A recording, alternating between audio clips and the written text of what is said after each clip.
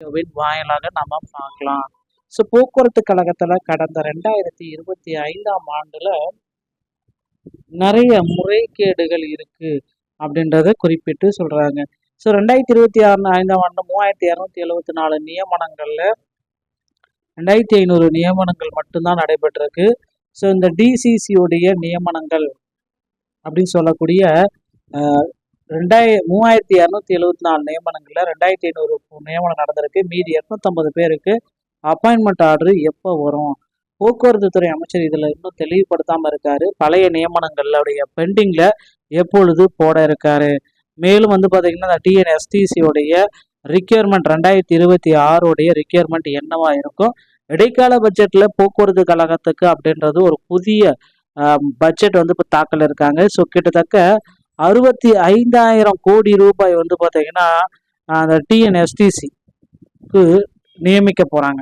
So இது ஒதுக்கீடு செஞ்சுட்டு இந்த டிஎன்எஸ்டிசிக்கு இவ்வளோ பட்ஜெட் ஒதுக்கீடு செஞ்சதுனால புதிய நியமனங்கள். ஸோ தமிழகம் முழுவதுமே பார்த்தீங்கன்னா டிரைவர் தனியா, ஓகேங்களா? ஸோ டிரைவர் தனி, கண்டக்டர் தனி, இந்த கேட்டகரி மட்டும்தாங்க எடுக்க போறாங்க. ஸோ இதுவே பார்த்தீங்கன்னா 28,000க்கும் மேற்பட்ட நபர்கள் பார்த்தீங்கன்னா போக்குவரத்து கழகத்தில் எடுக்க போறாங்க.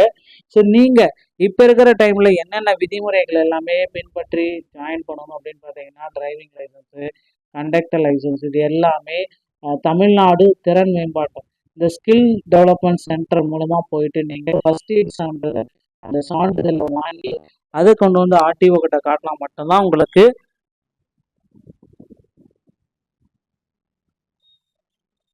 இந்த முக்கியமான அறிவிப்புகள் அனைத்துமே வரும் அப்படின்றத நம்ம எதிர்பார்க்கலாம்.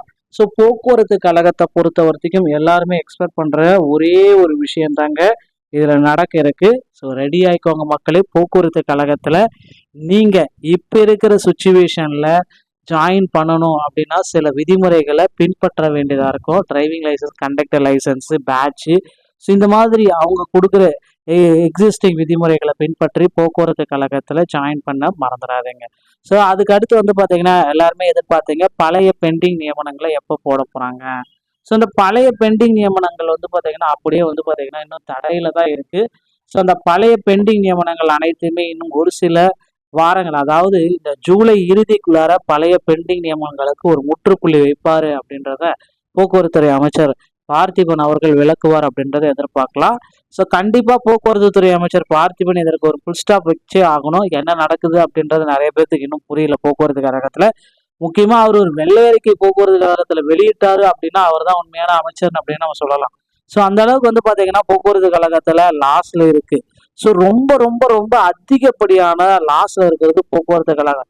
ஸோ எவ்வளவு லாஸ் ஆயிருக்கு, எதனால லாஸ் ஆயிருக்கு, இனி லாஸை சரிகட்ட போக்குவரத்து கழகத்துல என்னென்ன மேம்படுத்தப்படும், போக்குவரத்து கழகத்துல இலவசங்கள் வெற்றி பயணம் திட்டம் கொடுத்தா என்ன நடக்கும், அதனுடைய மக்களுக்கு அதனால என்னென்ன நன்மைகள் கிடைக்கும், இது எல்லாமே பாத்தீங்கன்னா போக்குவரத்துறை அமைச்சர் விரைவில் வெளியிடுவார் அப்படின்றத நம்ம எதிர்பார்க்கலாம்.